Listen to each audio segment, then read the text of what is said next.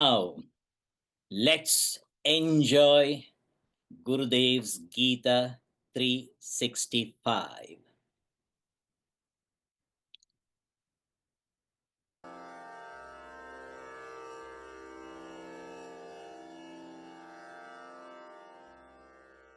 Karma bhala is a technical term. The result of an action can never come before the action, nor does it come at the time of action. The result of an action will always come after the action. All actions can be performed only in the living present. Act in the living present. Therefore, while I am acting and meeting my challenges in the present, if I am unnecessarily over-anxious of the fruits of the action, I am wasting my mental vitality in an unknown field of the future. Future is always a closed book. We know nothing about it. You are acting in the present. And at the same time, you mentally unnecessarily get excited or agitated, worried how the result will come. Will I pass or not? Will I succeed or not? Can I start a business or not? If thus you are anxious of the future, the present activity will be by an incompetent mind which has already become exhausted and fatigued because of his unnecessary worries of the future. Without this unnecessary expenditure of the mental vitality, if you are bringing all your inspiration to face the challenge in front of you, your action becomes excellent. Excellent actions should always give you well assured of excellent results.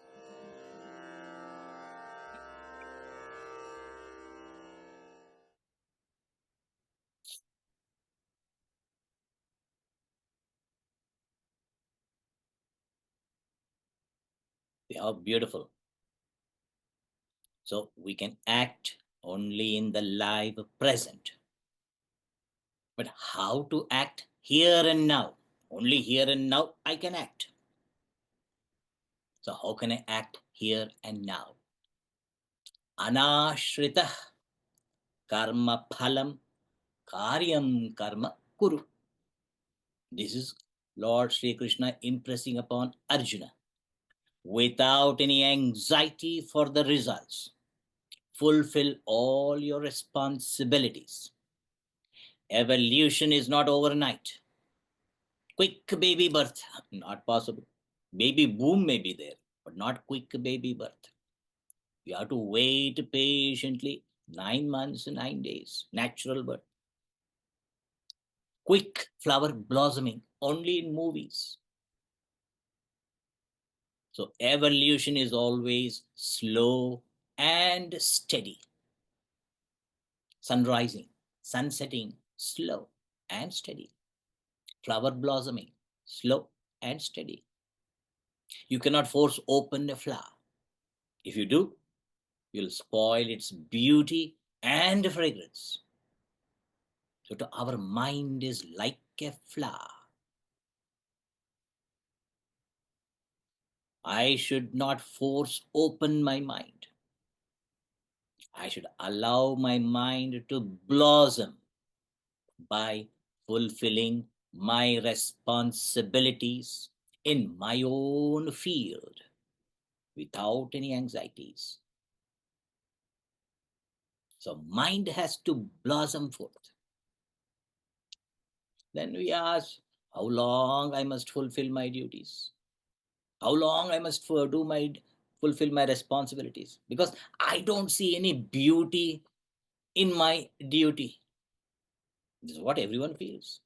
No beauty in duty, Swamiji. I may have all the knowledge, but I should understand knowledge is only 96%. I may also do hard work. It is 98%. Unless the attitude, the right attitude comes, then only 100% achievement is possible. What sort of attitude? The attitude of working in yajna spirit, selfless, dedicated spirit. When I start working selflessly, meaning without selfishness and without selfish desires, when I start working, that too, working cheerfully, then the existing stink of selfishness, the vasana as you may call.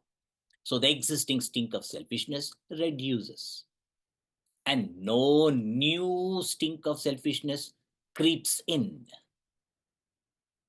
Then my mind becomes quiet. Quieter the mind, greater the contemplation, meditation. And through contemplation, I discover my own true nature. I as I, the self, the sakshi, the witnessing consciousness. So even though we say cheerfully perform, we keep asking how long I should fulfill my responsibilities. So here Lord Krishna says how long you should do your responsibilities, how long you should fulfill your responsibilities cheerfully. Verse 3. So Shreya, be ready. Verse 3. Arurukshor muner yogam. आरुरुक्षोर्मुनेर्योगम् कर्म कारणमुच्यते. कर्म कारणमुच्यते योगारूढस्य तस्यैव योगारूढस्य तस्यैव शमः कारणमुच्यते. शमः कारणमुच्यते. So, आरुरुक्षोः मुनेः योगम्. Yogam arurukshoho. Munehe. Munehe means here for the muni. For the muni means the karma phala tyagi. Because tyagi alone can become a yogi. So for the karma phala tyagi means for the person who is free from the anxieties for the fruits of actions. Such a person who is free from the anxieties for the fruits of actions. Arurukshoho, who wishes to climb. What? Yogam. Yogam arurukshoho, one who wishes to climb yoga, meaning who wishes to become a yogi. Yogi meaning attaching the emendice attention exclusively to the reality, the self, the Atman, I as I. Abide in the Atman. That only yogi can do that. Meaning, no more any anxieties for external things. No more any anxieties. Therefore, the calm mind, quiet mind, quieter the mind, greater the contemplation. So, for the person who quietened the mind or wanting to quieten the mind, wanting to climb the steed of the mind, want to become a yogi. So, arurukshoho munehe yogam arurukshoho karma karanmuchyate. Karma, meaning here intelligent action, means karma in yoga spirit, karma yoga spirit, not mere karma, in yajna spirit, means intelligent action. So for the one who wants to climb the yoga, means one who wants to become a yogi, intelligent action is the means. Action in yajna spirit, selfless karma, meaning karma without raga and dvesha. No attachment, nor even aversion. Without attachment, without aversion. Perform your obligatory duties. Fulfill your responsibilities. Means perform your kartavya karma. Do kartavya karma. That too, kartavya means how to do the kartavya karma? Kamya viparitam. Without any kamya notion, meaning without any selfish desires. Fulfill your obligations. Fulfill your responsibilities. And we also know very well, intelligent action is the single most effective antidote.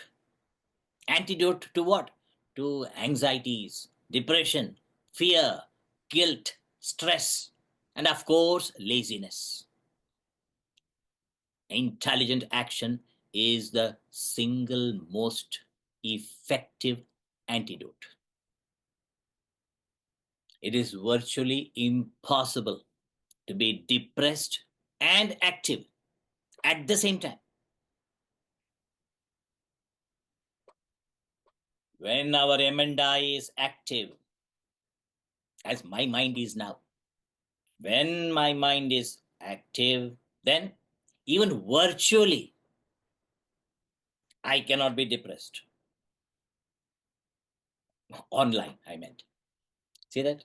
So when the emenda is active, mind is quiet, intellect is alert and vigilant. Even virtually, I'll be alert and vigilant. Cannot be depressed. So arurukshoho, one who is desirous to climb. Yoga means one who's wanting, desiring to attach the attention exclusively unto the reality.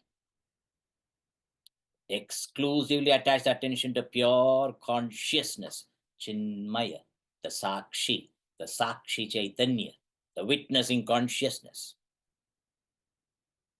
So this word arurukshoho is used, means climbing, because Arjuna is very familiar with horse riding. Therefore, Krishna is using that example. How much he must have known in the beginning, how he tried to ride the horse. You and I never had the chance of horse riding. Some men told me, Swamiji, I once rode the horse. When? Bharat time. In the wedding time, he goes to the bride's place on the horse. That too, both the brother-in-laws put him on the horse because they are so worried that the brother-in-law should not be hurt. They put him and hold him tight on the horse because they want to get rid of their sister. Therefore, they're worried about their brother-in-law till the marriage. So we are not familiar with horse riding. Only Bharat time you might have ridden. You might have rode a horse. Rode means what? Walking. The horse was only walking, not even trotting. But we are very familiar with bicycle, riding a bicycle. How did we learn? I don't know about it, but my example I can always tell. I'm so immediately my flashback goes. I wanted to learn bicycle, so I told I wanted my uncle to teach me because my friends are such, they will put me on the bike and push me. I don't want to learn from my friends. So my uncle I knew because he was huge and horizontally tall also. And I thought he will teach me. And if I fall, I'll fall on him. It'll be like falling on a sofa. So if I ask my uncle, he may not agree. So I went to the proper channel. I told my aunt, please tell uncle to teach me. She looked at him and said, just one sign was enough. He said, yeah, I'll teach you. Rent a bike. And he was not ready to give his bike. But Moro, his bike was big. So I went and got a small bike. And he started teaching. He said, sit down on the bike and pedal. And I will hold the back seat. Pedal. Don't look at the pedal. I was looking at the pedal. Don't look at the pedal. And I was holding the handle. Don't look at the handle. Look front. So I was looking at front, pedaling, pedal. How much of activity in the beginning? Pedal. And one round, big round in the ground, he took me. and 2 rounds. Imagine my fat uncle running behind. 2 rounds he had done. He never even walked. Maximum distance he walked was to the attached bathroom. That's the maximum distance he walked. And this uncle had done 2 rounds. He must have been tired. So without telling me, he left the seat. He must have been tired. I am thinking he's holding and I'm pedaling and going. And I asked, Uncle, do you think I got it? No answer came. When I looked back, no uncle. Imagine my handle started shaking immediately. Uncle started screaming, pedal, pedal, pedal. I started pedaling. And at a distance, very far away, I saw a pole. Moment I saw the pole, my bicycle was going straight towards the pole. My uncle was shouting, turn left, turn left. My head was turning. My tongue came out and turned left. Everything was turning left except the handle. Straight I went and embraced the pole and fell down. My uncle came running and lifted. Lifted what? The bicycle, not me.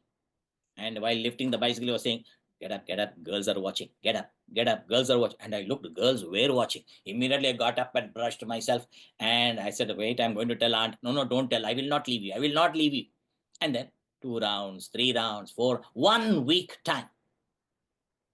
In 1 week time, I discovered the art of balancing. Once I got the art of balancing, then what? What happens in the childhood when you know how to balance? You want to show off. So I'm biking. While biking, I saw the girls watching. Immediately leave the handle, adjust the hair, and start. Uncle started shouting, hold the handle. And I saw the pole at a distance. Uncle said, hold your handle now at least. My bicycle was going straight towards the pole. I'm not even holding the handle. Uncle said, hold the handle.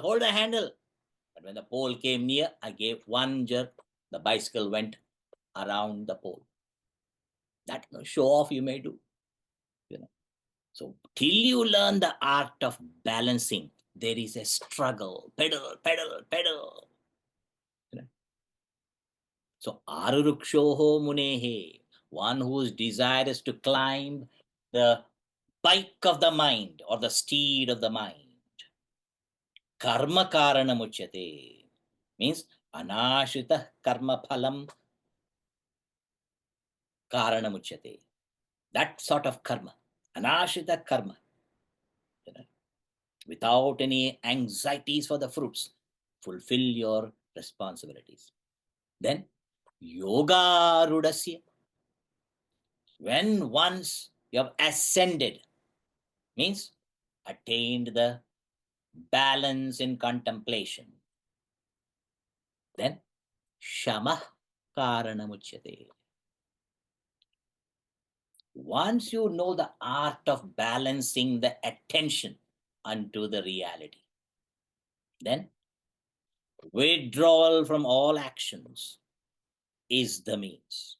And with a calm, serene mind, with that quiet mind, along with the alert and vigilant intellect, contemplate. A calm mind alone can contemplate. So yoga rudasya tasya shamah eva karanam uchyate. Shama eva karanam means sannyasah karanam. So once I got the art of balancing on the bike, or here in yoga, once you got the knack, the art of exclusively turning your attention unto I as I. As so and so I'm contemplating. As so and so, I'm exclusively able to turn as I as I. And not show off here. Thereafter, only studying and sharing and contemplating. That is the responsibility. That's withdrawal. Withdrawal from the external activity and engaging the mind intellect in study, sharing, contemplating. Swadhyaya pravachanecha dhyana yoga paraha. Because sannyasi becomes a yogi. Now, when can I say that I have become Yogaruda? One who wants to become a yogi, in the beginning he wants to become a yogi. So he has to karma karana uchyate. Once ascended, once as he has become a yogi, then what to do? Shamah karana. Sannyasa. Now question comes, when can I say that I have attained yoga rudatvam? When can I say that I've attained, means climbed over the steed of my mind? When can I say that? Next verse, Lord Krishna declares. Now the next verse will be done by Surya. Surya is going to repeat, and Surya should know. Surya, Lord Krishna gave the knowledge first to Surya. Imam vivasate yogam proktavan aham, Krishna said. He gave first to Surya, so you better know everything. Now Surya will repeat, and in this verse, Lord Krishna is indicating, pay close attention, because who is a yogi? What are the characteristics of a yogi is indicated here. Let's see verse 4. Yada hinendriyartheshu Yada hinendriyartheshu na karmasvanu shajjate na karmasvanushajjate sarva sankalpa sannyasi sarva sankalpa sannyasi yoga rudhastadochyate. yogarudhastadochyate. So yogis lakshanas, the characteristics, the qualities of a yogi. And see the words used. Yada. Yada tada generally goes always together. So yada hi na indriyartheshu anushajyate. Yada means when. Tada means then. Yada, when. Indriyartheshu, the indriya artha. Indriya, sense organs. Indriya artha, sense objects. When in the sense objects, na anushajyate. My mind is not attached to sense objects, not superimposing beauty on the sense objects and craving for the sense objects. No more attachment to the sense objects. Yada hi indriyarteshu na anushajyate. Number one. Number two, yada, when, karmasu na anushajyate. Not attached to selfish desire prompted activities. No more any selfish desire prompted activities. When no more attachment to selfish actions or not doing any selfish actions. Then number three, yada sarva sankalpa sannyasi. All sankalpas, all broodings, sannyasi renounced all broodings for anything. So when the mind is not seething, when the mind is not seething with selfishness and selfish desires, sarva sankalpa sannyasi. So when the mind is totally free from agitation, thought agitations, because no selfish desires, therefore no thought agitations. Vikshepa rahityam.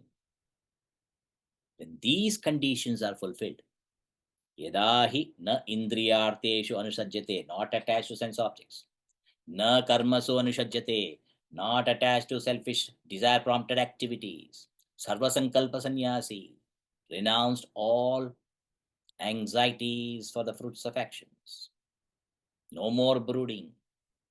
Tada! It's almost like saying, tada, you can say. Children say that when they dress up and come and say, tada, tada, tada, yoga rudaha uchyate. Then yes, you can say, I have arudhavan. I ascended my mind. I have conquered my mind. I have mastery over my mind. Yoga ruda. Tada yoga rudaha bhavati. Mastery over one's own mind. Yoga ruda. Attained concentration. Attained balance. Like balancing on the bicycle. And the famous verse in Kathopanishad declares, Yada panchavatishtante jnanani manasasaha. Yada panchajnanani, the five sense organs, avatishtante, not grazing in the sense objects. The sense organs are quiet, still. Manasasaha, it is the mind that leaks through the sense objects. The mind that leaks through the sense organs into the sense objects. So mind quiet. Manasasaha, yada panchavatishtante jnana. Along with the mind, the sense organs are not leaking out into the sense objects. Then buddhischa, even the buddhi, na vicheshtate, means even the buddhi is not your intellect. My intellect is not gurgling with new desires. Along with my mind, my sense organs are not leaking into the sense stimuli.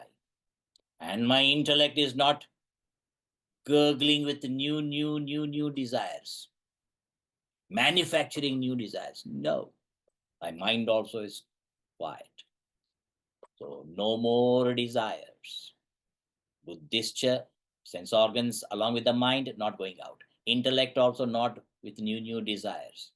Then such a person, such a state, when this condition I have fulfilled, tam ahu, that state is called paramam gatim, the supreme goal.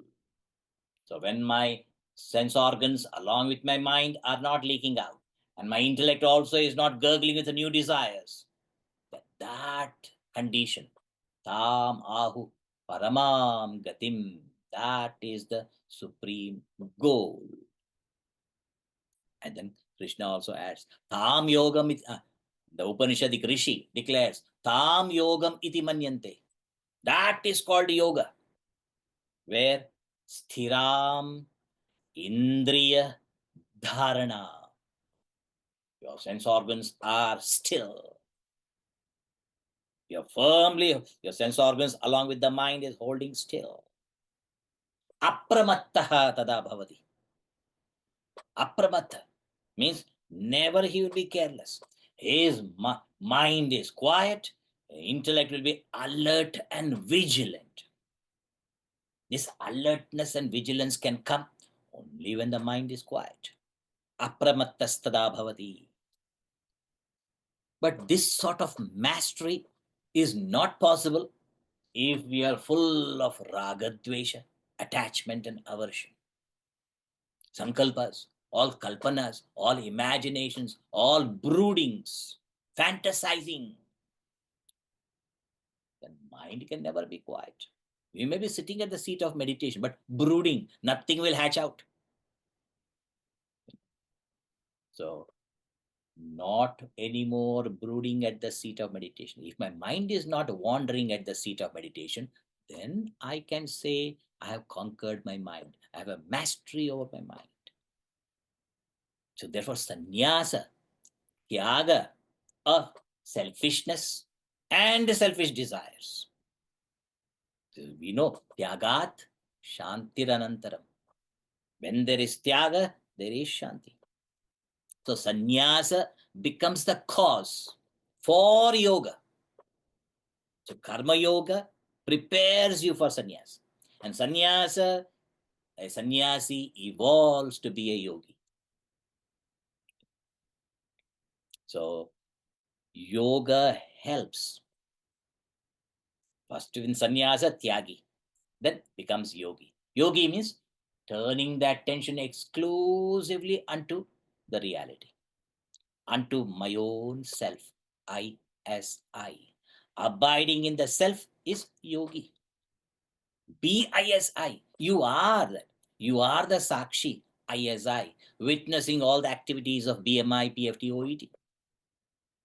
So sannyasa becomes the cause for yoga. And yoga helps to turn the Mandi's attention to Om, the reality. So yada sarva sankalpa sannyasi, when all broodings disappeared, it is desire that is the main cause. In the Mahabharata, it is declared, Kama, also addressing Kama, hey Kama, janami te moolam, I know your source. Sankalpat tvam jayase. You are born from sankalpa, you are born from brooding, fantasizing. Therefore, na tvam sankalpaishyami, I will not entertain you. Tena me na bhavishyati. O Kama, you shall cease to exist. Then you become a perfect yogi. Tada yoga rudaha uchyate. Yoga ruda means attained concentration, attained balance. You can maintain the balance at the seat of meditation. So who is a yogi? One who is not attached to sense stimuli. One who is not attached to selfish actions. One who drops all sankalpas, all broodings, stops fantasizing and brooding. So it is the desire is the cause. Desire is the cause for thought agitation. Therefore, kamana rahityam. So kamana rahityam is vikshepa rahityam. No thought dissipation in OET. Thoughts are not leaking into the sense world. Such a mind effortlessly glides in contemplation.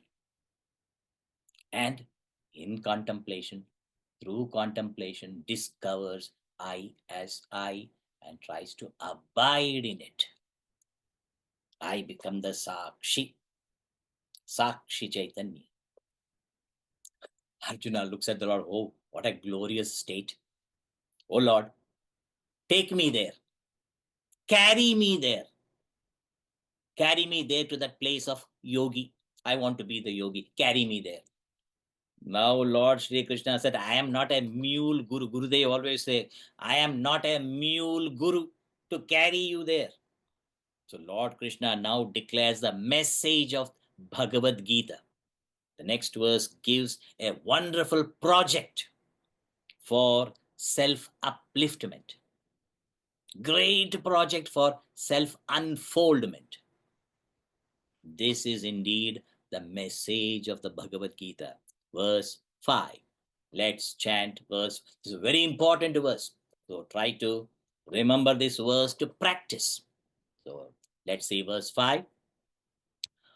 Uddharedātmanātmānam. Uddharedātmanātmānam. Nātmānamavasadayet. Nātmānamavasadayet. Atmaiva hyatmano bandhuhu. Atmaiva hyatmano bandhuhu. Atmaiva ripuratmanaha. Atmaiva ripuratmanaha.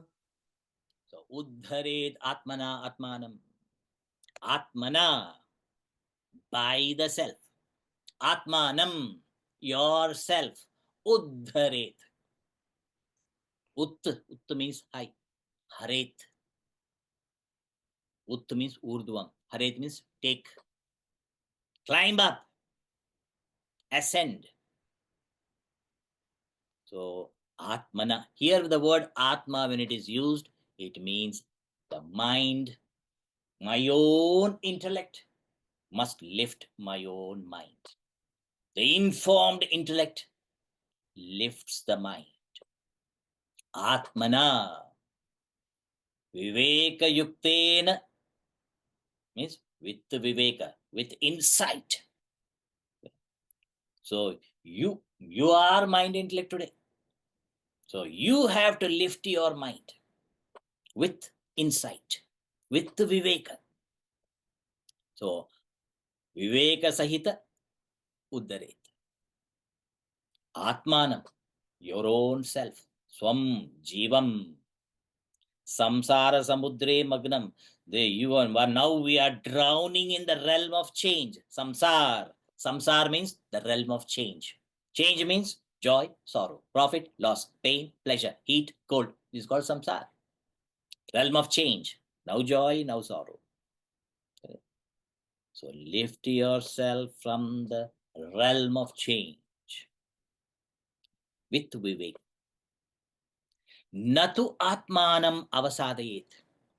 When you have lifted to whatever extent, extent I have lifted, then na avasadayet. Not again drown yourself into that state. Whatever, with what virtues I start walking the path of virtue, courage, and wisdom. Never again slip back to the past old style. I started climbing little by little. Then whatever level I climbed, don't drop from there. If I'm tired, rest there a little. Mountaineers do that. When they are not able to climb up, they make a place to stand and hang on and get the energy, revive, rejuvenated. They climb again. So, natu atmanam avasadayet.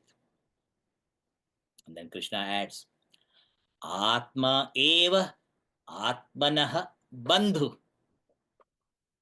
Meaning, my own mind is my hitakari, my best friend. My mind alone is my best friend in this pilgrimage of my sadhana, pilgrimage to the reality. My best friend is my mind. And who is the enemy? There is no other enemy. Atma eva atmanah ripu shatru ahitakari. My mind alone is my friend, hitakari.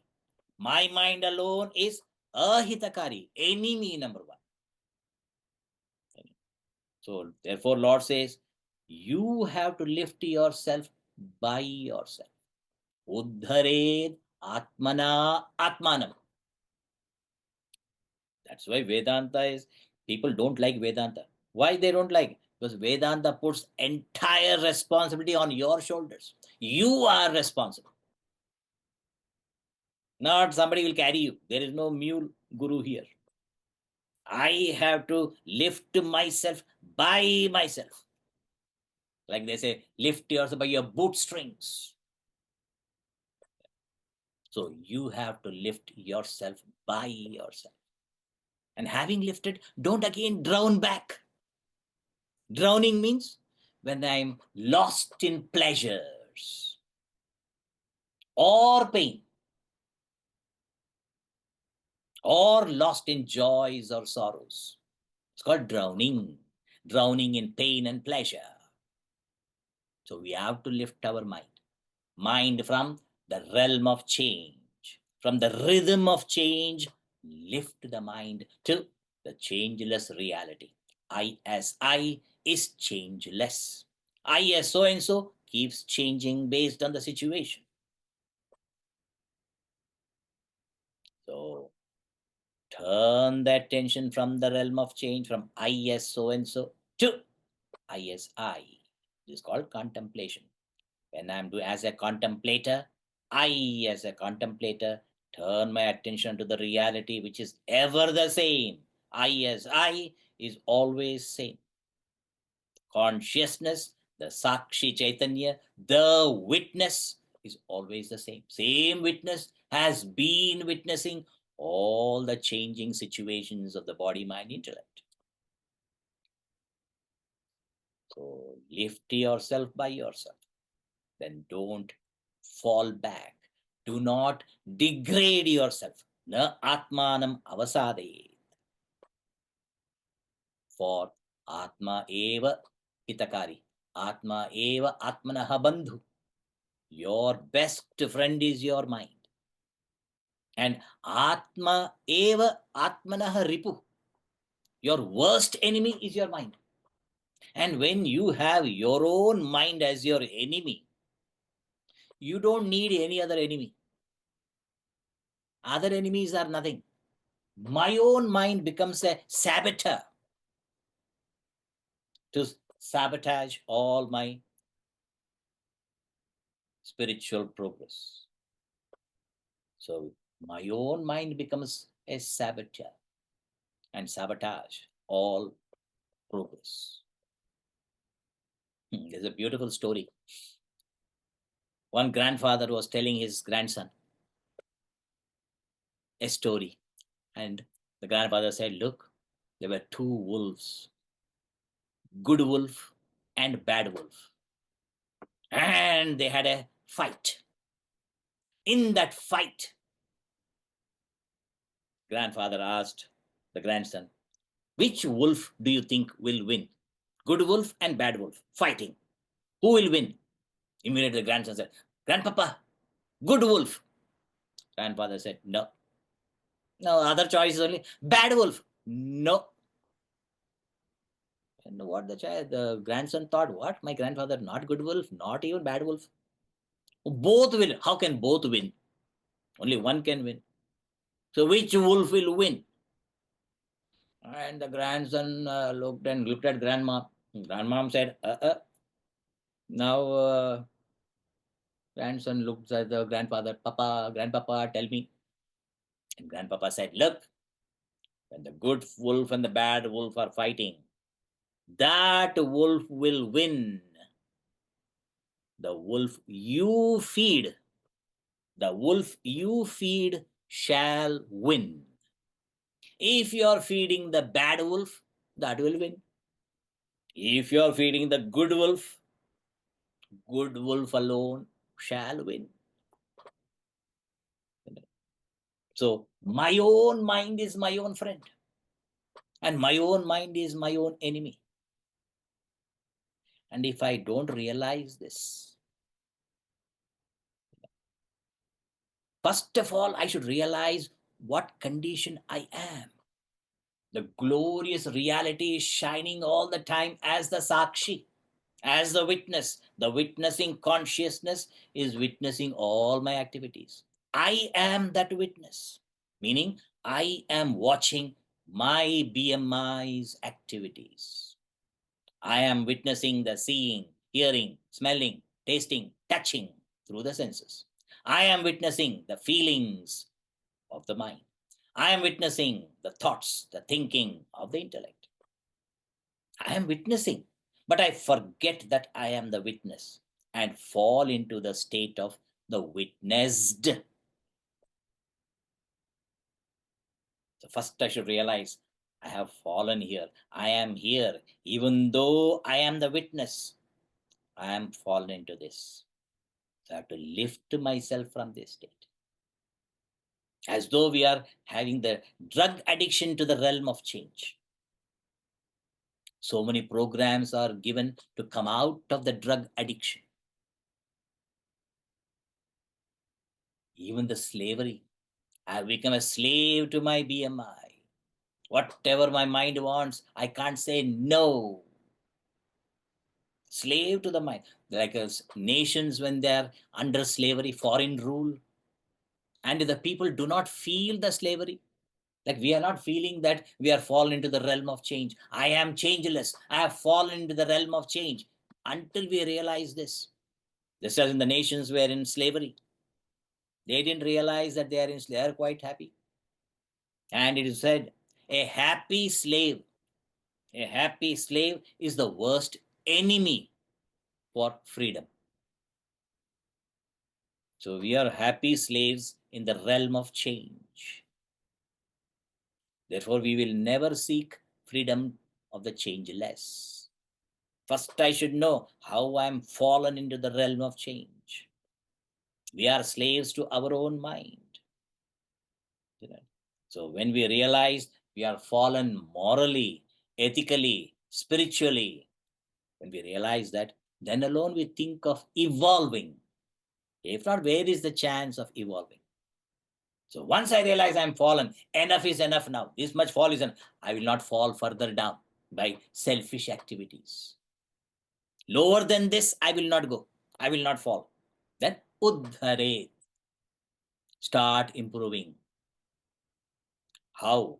Without selfish activities. Without selfishness and selfish desires, I fulfill my responsibilities without any anxieties for the fruits of action. And to whatever extent I climbed, then again, na atmanam avasadiyet. I will not fall further down. So step by step, I climb up and up. We must change something. Once I realize I'm in this realm of change, how to climb up to the realm of changeless? How can I become that? And if I keep doing the same thing, there's a beautiful statement. If you always do what you always did, then you will always get what you always got. It's a very humorous statement. If you always do what you always did, then you will always get what you always got. So in the realm of change, if I start doing the same thing, I will always get the. So I have to change, adapt to new situation. That adaptability. So if you want to improve, who can stop you? Nobody can stop you. If you want to get up early morning to meditate, who can stop you? Meditate means get up early and sit quietly. Need not chant anything. Quietly turn the attention exclusively unto Om. Who will stop you? Your own mind will be the first entity, first person to stop you. So I must realize no one can live my life. I have to live my life. Therefore, I must take charge of my life. So I am in charge of my life. My life is in my hand. A beautiful story of an astrologer. And one great astrologer, he could read exactly because he could calculate intelligently and predict. The king heard about it, the king of that country, and he called the astrologer to test him. So when the astrologer came, the king showed his hand, closed hand, and he said, I have a bug in my hand. A small bug in my hand, I have it. Now, you tell me whether the bug is alive or dead. Is the bug in my hand dead or alive? Now, when the astrologer heard this, astrologer knows he's an intelligent one. Suppose the astrologer says it is alive. The king is holding. If the astrologer says it is alive, he can squash, crush, and kill it and show. See, look, it is dead. He can show. But if the astrologer says it is dead, the king can gently open the hand and show, look, it is alive. So if the astrologer says it is alive, he can kill it. He can crush it and kill it. And if it says dead, he can gently open and show the bug alive. So what can the astrologer say? This is intelligent one. He said, O king, it is all in your hands. It's all in your hands. So too, my life, will I be a dead seeker or a live practitioner? It's all in my hands. So uddhared atmana atmanam. No one can deny this statement. And that is why people don't like Vedanta also, because it puts all the responsibilities on my shoulders. I have to do everything. And we all know only some particular style of life. I know I'm a businessman. I know only about business and nothing else. One brigadier, commander, he said, I can command the whole battalion. I can command. Whole battalion I command. But my wife and children, I can do nothing. I cannot command my wife and kids. He can command the whole battalion, but not wife and kids. Arjuna knows to fight, but now fallen into this state of neurosis. Fallen means slave to the mind.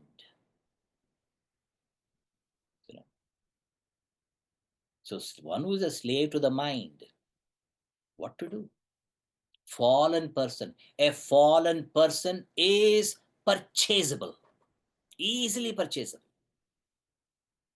So lift yourself. How to start? First to realize I am in this condition. Once realized I am this fallen state of in the realm of change, buffeting and bouncing in the realm of change. As so and so, any pain is painful. Any pleasure, oh pleasure. Joy, joy. Sorrow, sorrow. I keep bouncing up and down. So once realize this, don't fall further. Don't start.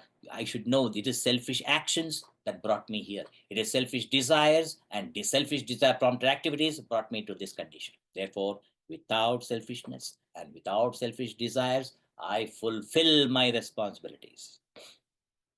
That's start. And then once having started, Natu Atmanam Avasad, don't again fall down to the same old condition of selfishness. Do selfless karma in yajna spirit. Then Uddhare, lift yourself to I as I. Then again, Na Atmanam Avasad. See, every time, whatever level I climbed, don't fall back again. So whatever virtues I have developed, not again fall back. So live the noble life of sacrifice and service. We must be courageous and disciplined. This is how Gurudev declares. So, na atmanam avasadayet, not again fall back into selfishness and selfish desires. Now the question, your own mind is your friend and your own mind is your enemy. So what kind of mind is my friend? And what kind of mind is my enemy? That Lord Krishna says in the next verse. So we'll chant the next verse. It's a beautiful verse. So here we know who is my friend, what kind of mind is my friend. So here, let us see. Verse 6. Bandhuratmatmanastasya Bandhuratmatmanastasya yenatmaivatmana jitaha yenatmaivatmana jitaha anatmanastu shatrutve anatmanastu shatrutve vartetatmaiva shatruvat. vartetatmaiva shatruvat. So beautiful verse.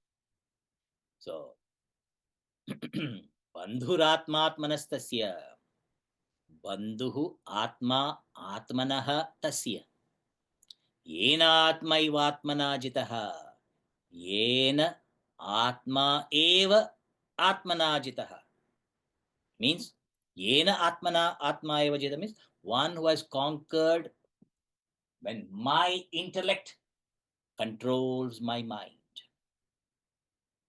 Atmana atma jitaha, when my intellect conquers my mind, means the mind is under the influence of the intellect, informed intellect.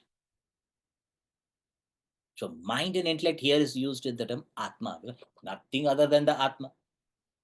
So when my intellect is influencing my intellect, when my intellect is influencing my mind, so intellect is the teacher, intellect is the guru, and my own mind is the disciple.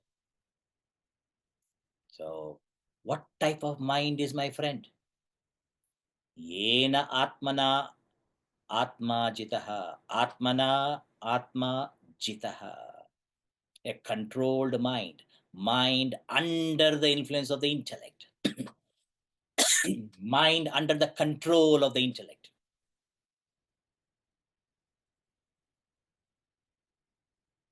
So that mind which is sincerely, faithfully following the intellect's vision, that mind is my friend.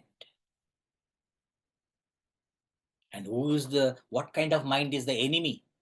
To anatmanaha means uncontrolled mind. Atma eva shatruvat. My intellect is not able to control my mind. Intellect is not powerful. Intellect has great ideals, but mind never follows.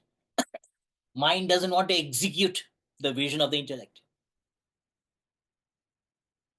So anatmanaha atma eva shatruvat vartate.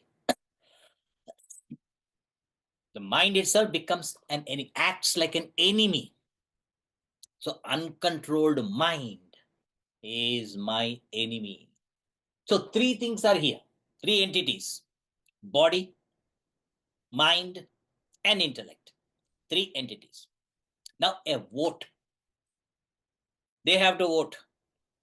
When three are there, if two are voting for one thing, that wins. So the three entities, body, mind. If mind is the deciding factor, mind's vote decides.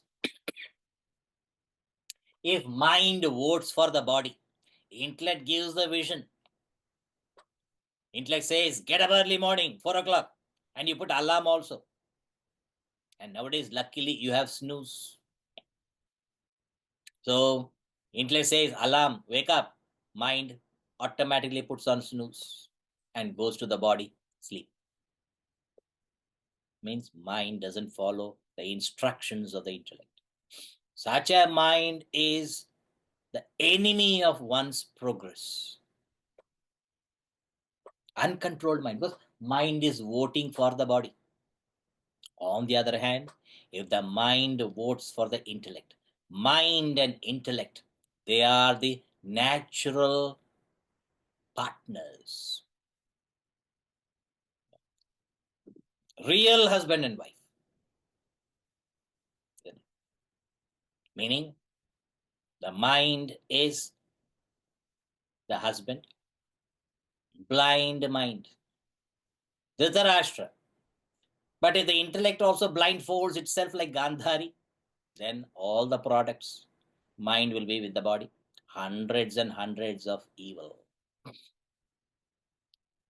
But if the blind mind is guided by the guiding light of intelligence, then, and the mind is faithfully following the intellect, then evolution. That mind is friend. If mind goes with the body, I lose, devolve, goes back to the animalistic tendencies. If my mind faithfully follows the intellect, I win, I evolve. So therefore, mind has to be under the influence of the intellect. Therefore, the purity of mind. If mind and body, they drive together. If mind and body are driving the intellect, then what will happen? My mind and body will take the intellect for a ride. So pure mind and brilliant intellect. Pure mind means quiet mind. Brilliant intellect means alert and vigilant intellect. Therefore, the purity of mind is insisted. Purity of mind is essential. How to gain the purity of mind? Serve, love, give. Thus, purify the mind. And the pure mind has the power. And when the pure mind has real political power, then, and that pure mind has absolute power, then that is the return of Ramarajya, the guiding light for the whole world.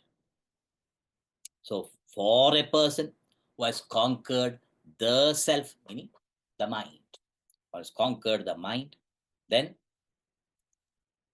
that mind becomes your favorite friend. You have to discover that friend. Make your mind your friend. Start digging how the mind is doing, reviewing its tendencies. Those tendencies are made by me myself. So watch your thoughts, for they become your words. You can choose your words, for they become your actions. Understand your action, why you are doing what you are doing. Understand your actions, for they become your habits. Repeated actions become your habits. Then study your habits. When you start studying your habit, you get to know your character. Habits reveal the character. Good habits, good character. Bad habits, naturally bad character. And create your own destiny. So, a person who has conquered the mind, that mind is the greatest friend. Make your mind your best friend. And a person who has not conquered the mind, for such a person, my own mind becomes the worst enemy. Therefore, this chapter is called Atma Samyama Yoga. Means the yoga of self-control. Controlling the mind. Atma Samyama Yoga. So one who has controlled the mind by one's own intellectual efforts, to such a person, to such an intellectual personality, such an intellectual personality is always the best friend. On the other hand, the uncontrolled mind, anatmanastu, the unconquered mind, behaves like the worst enemy. So mind should be under the influence of the intellect. So you might have seen all our Hindu gods, especially Ganesha, if you see, when he's sitting on the throne, one leg will be under the other leg, meaning the mind is under the intellect. That is dramatized in the Murti, the deity. Then we see, whenever we see Lord Ganesha, one leg under, I should imagine, oh, my mind should be under. Then I become Ganesha, a lord of my own group. I become the master of my BMI. So Ganesha keeping the mind under the leg, one leg under the other leg. That means mind under the intellect. Means the mind is surrendering itself to the intellect's influence. So moment you start now, especially nowadays when you start saying control mind, control your mind, youth never like it. Control they don't like. Okay, therefore mastery of the mind. Be a master of your mind. Like even if you have to ride your car, or every child, every youth wants to drive. You have to ride a car. First thing is the vehicle must be under your control. If the vehicle is not under your control, what will happen? The car will take you for a ride. Dangerous. So therefore, total control or mastery over your own vehicle, the BMI. Your BMI is your BMW or your Tesla nowadays. Generally we say, oh, Swamiji, power corrupts. And absolute power corrupts absolutely. But it is not absolutely true. Because if the mind is pure, true power means when the mind is pure, a pure mind cannot be corrupt. Only an impure mind becomes corrupt, not a pure mind. So when the mind is pure and intellect, pure means quiet, intellect alert and vigilant, then you contemplate and realize your truth. That I as I is the same in all. Everybody says I am and then follows. I am, you say that, and then doctor. I am lawyer. I am engineer. I am Swami. That I am is the same. One who has that vision, that so-and-so know-how is meant for giving and forgiving. It's a God's nature. God's nature is to give and forgive. So to when I established as I and conscious of so-and-so relationship, I become so-and-so. As so-and-so, I give and forgive. This is the way of life. And what a paradox we can see in the modern times. Missiles. We have guided missiles. Missiles are guided missiles, but misguided minds. Missiles are guided missiles, but misguided minds.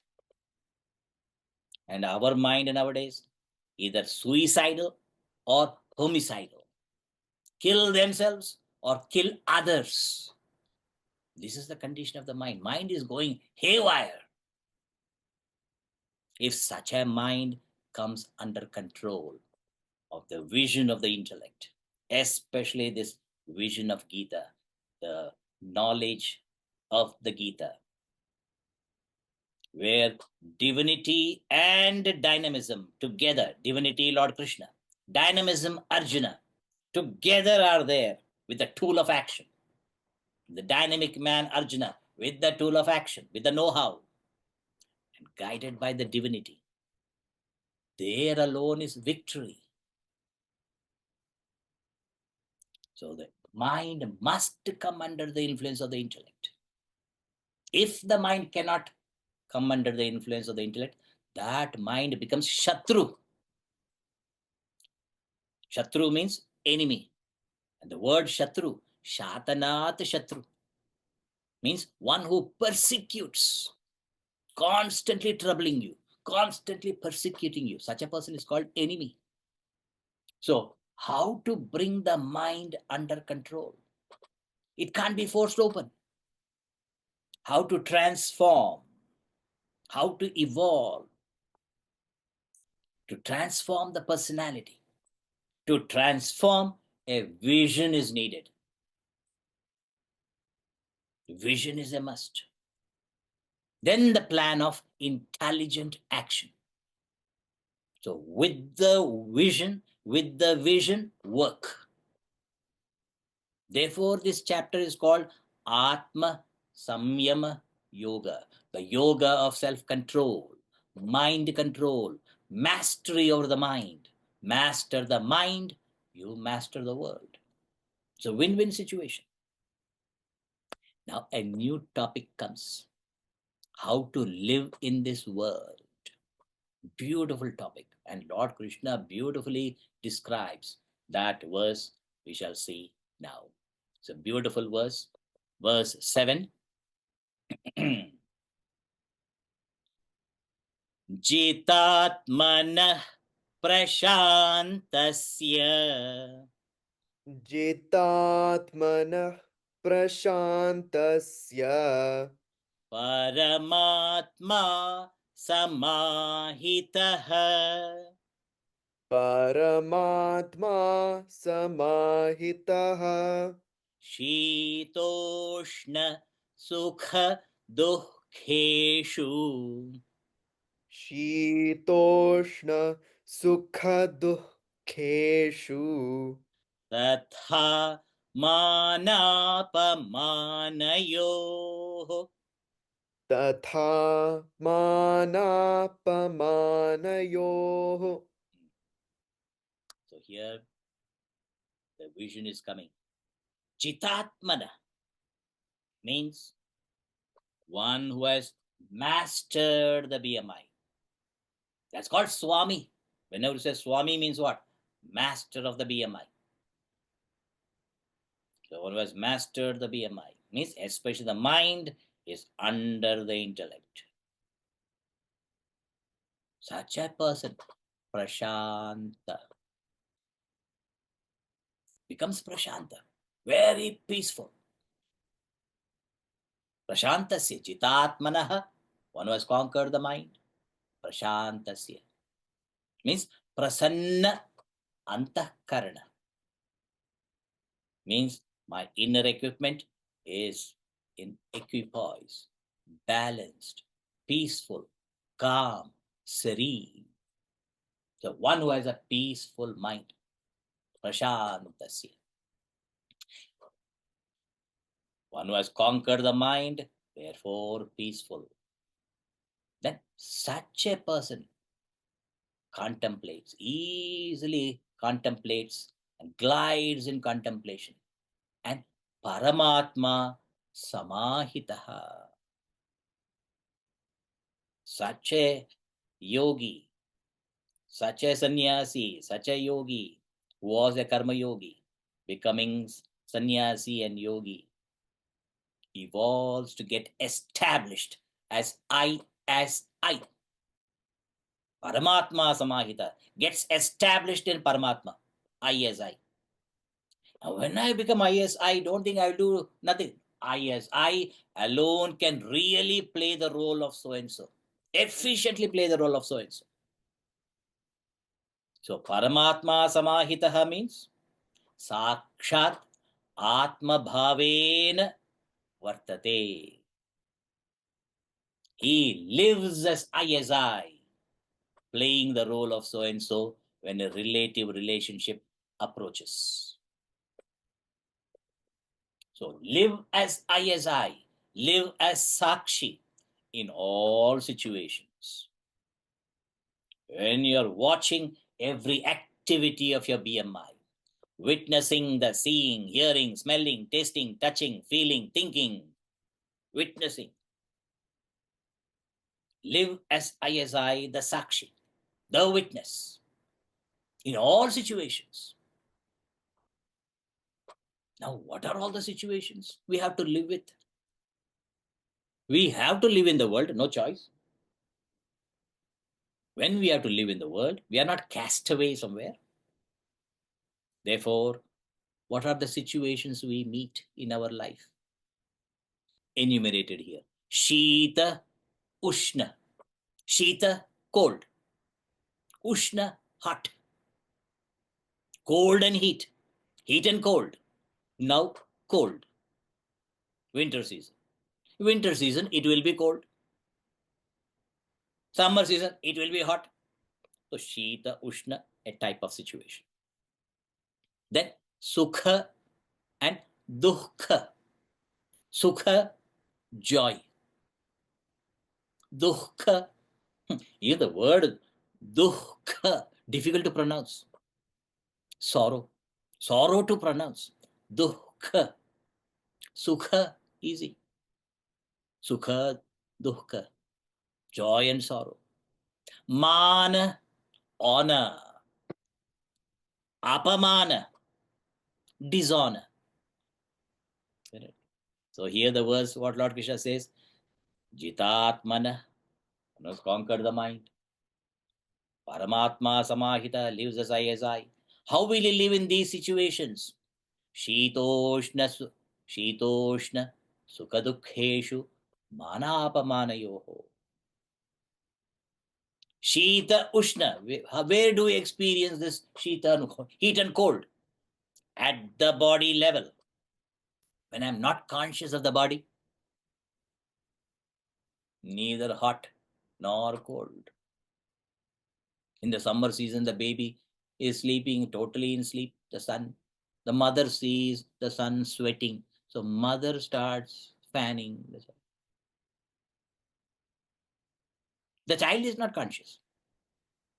Or in winter, deep asleep.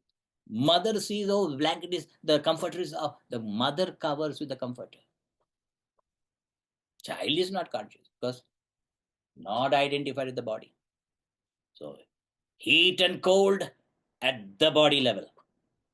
So we have to meet situations at the body level. When it is hot, how we start. Hot, hot, hot. See, 1/3 of the situation is natural. It is hot. 2/3 is man-made. We start, oh, hot. Never it was hot like this. And then at that time, that is the time Gita book they start using as a fan. He is not a fan to Gita, but he uses Gita book as fan. He may not be fan to Gita, he may be fan to an actress called Gita. So we complain over every situation. The Gurudev used to say this. In the beginning, in the 50s, it was called situation. Everything was a situation. Political situation, communal situation, economic situation. The word was situation. Then in the 70s, it changed. The word situation was erased from the journalistic world. The word situation was replaced by problem, political problem, social problem, communal problem. Situation appeared as problems. And in the 80s and 90s, problem also could not convey our experience. The problem changed into crisis, political crisis, social crisis, communal crisis, economic crisis. Everything is a crisis. Because my mind is not strong to face the situation. It appears like a problem. And now is appearing like a crisis. For the weak mind, everything is a crisis. So these three situations at the three levels of the personality. Heat and cold at the body level. Joy and sorrow. When joy experience comes, we jump in joy. And because nowadays the youth are so tall, they jump and hit the head to the ceiling. So much joy. So when joy comes, jump in joy and hit the ceiling. And when sorrow comes, bury in debris. We can't handle joy or sorrow. And people think all the priests and swamis are very calm, serene. They can manage joy and sorrows.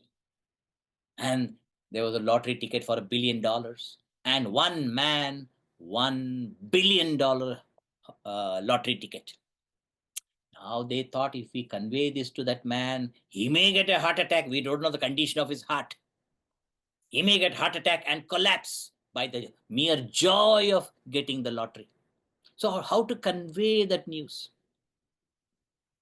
They called the priest and said, sir, this is the situation. Would you be able to convey to him in a way which he can handle and not get heart attack? The priest said, yeah, don't worry. I will even invoke God's grace. I will do some chanting of mantra also and tell him. So the priest went to the man and said, look, did you buy a lottery ticket? He said, yeah, I bought. Okay, by God's grace, you win the lottery. Imagine if you win 1 million, what will you do? Oh, 1 million. Great. 1 million, then I can clear all my debt. I can even buy 1 million. I don't know how much I can buy a house and all. Okay, imagine you got 500 million. 500 million, I can easily buy the most palatial mansion and all cars, etc. I can buy the mansion. The priest said, okay, what if you get 1 billion? That man, with wide opened eyes, said to the priest, if I get 1 billion, I will give you 1/2 of it.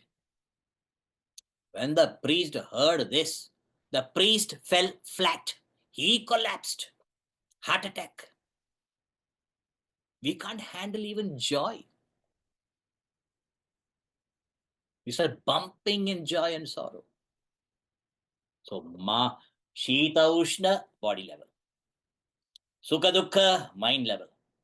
Then, at the intellect level, Mana, Apamana. Mana, honor. Apamana, dishonor. This honor and dishonor, who judges?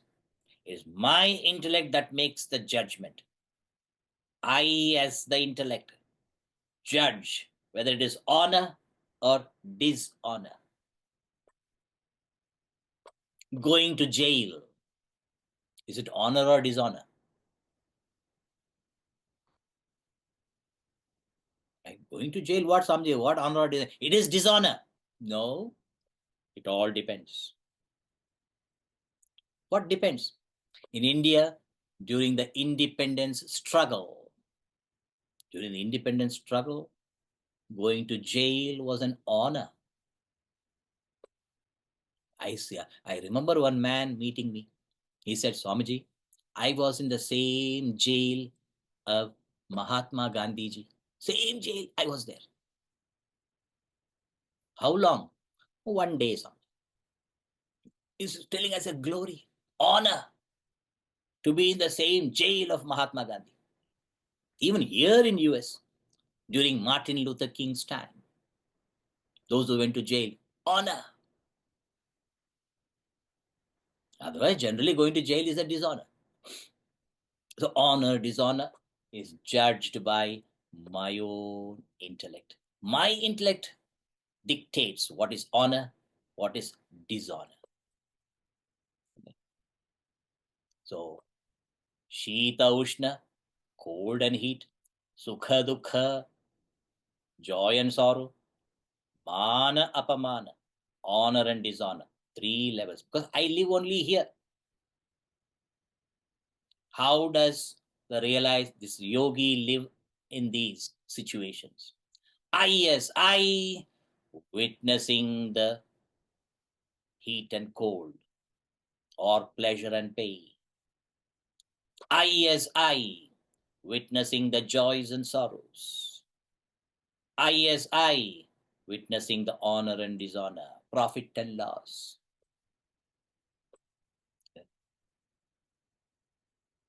We are also in the same world. We live with the same situations, same happening, experiences happening. All these are happening to all of us. So therefore, we should remember 2 words. As we are living in the world, 2 words we should remember. What is the 2 words? Paristiti means various situations, various happenings. Paristiti. And next is manastiti, mental state. Paristiti, the external climatic condition, external environment. Manastiti, mental climate. 2 words.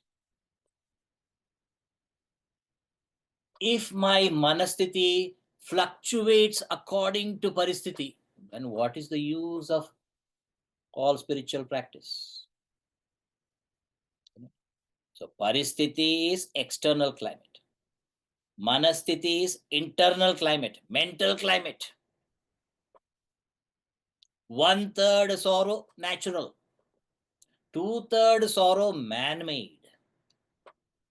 And our manasthiti is generally out of control. It fluctuates according to paristhiti.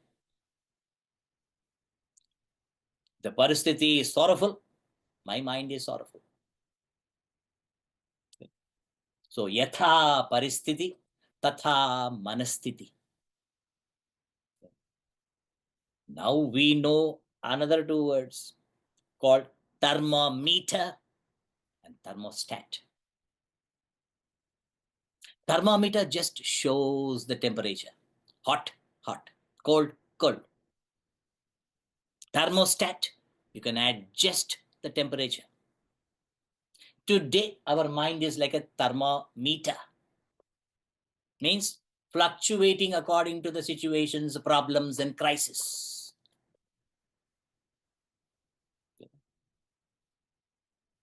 But if we can make our mind like a thermostat, then I adjust according to the situation, problem, crisis. Isn't it? If it is outside very hot, I adjust 70 degrees. Outside very cold, I adjust 70 degrees. Now I am told keep Swamiji 70 degrees so that it will be same, not crash. Okay, 70 degrees is much better than 90 degrees in summer. And 70 degrees is much better than 30 degrees. Isn't it? So adjustment, make the mind a thermostat to adjust the adaptability in heat and cold, in joy and sorrow, even in honor and dishonor. Don't jump in joy in joy times and hit the ceiling. Don't bury in sorrow in sorrowful times. Honor and dishonor, when I am given Purna Kumbha with the garland also. Oh, what an honor. And Gurudakshina also. Everybody giving, what do you call, very compassionately giving, generously giving Gurudakshina. What an honor. Great honor. Swamiji, did you experience any dishonor? Oh, yeah.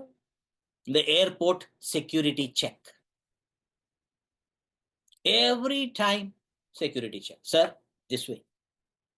They will say random check. Every time it's a random check. And I have to stand like Jesus Christ. That's why you have to make an adjustment, thermostat mind like Jesus Christ, and say, Father, forgive them. They know not what they do. Adjust the mind, thermostat.